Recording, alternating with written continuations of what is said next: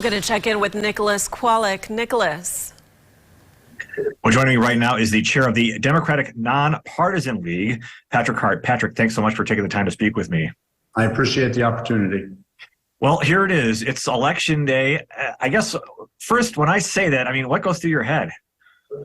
Well, I'm really excited from my perspective that it's finally here. We've been preparing for this literally for years. There's been a tremendous amount of energy put into this cycle and flipping some seats and retaining some seats. And I just know firsthand the spouses and the kids and the other job duties that all my candidates, that all my volunteers and my staff have that have kind of been pushed on the back burner. And I'm really excited to see some results today, but I do know that tomorrow there's still more work to be done, whether that's in the legislature with our new elected candidates or on the ground organizing.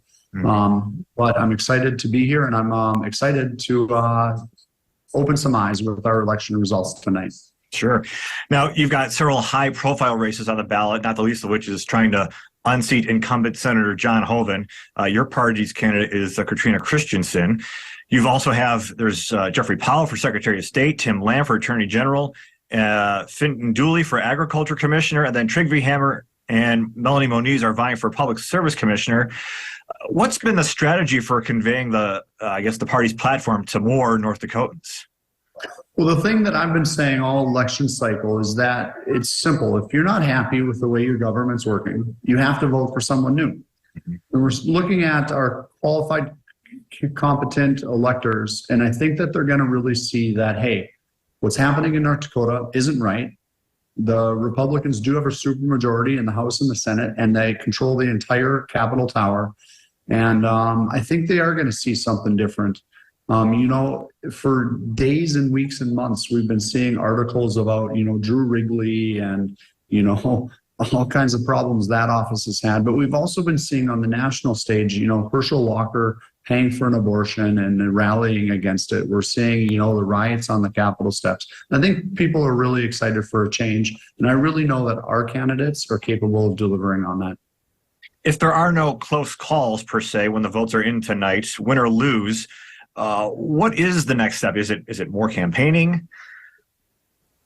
Well, actually the list I have in front of me, the people I'm calling today are our candidates, thanking them to run. And, I've been in this business long enough to know that I am excited for a couple wins, a lot of wins. I'm excited to retain seats in the House and the Senate, but I do know we're going to have a couple losses as well. And what I'm hearing overwhelmingly from my candidates is that they're ready to run again if they lose.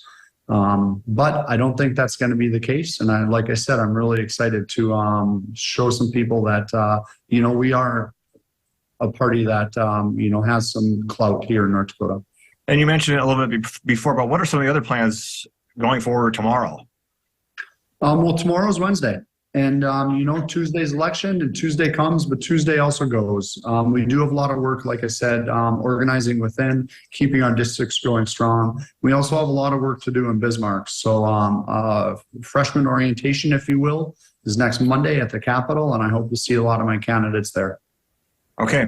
Patrick Hart, thank you so much for your time. We appreciate it. I appreciate you. Thanks. Thank you, Nicholas. And be sure to stick with us all night. Just watch the bottom of your screen for the results of every race from the U.S. Senate to the race for Williams County Sheriff. And of course, all your election results will also be on our website, kxnet.com.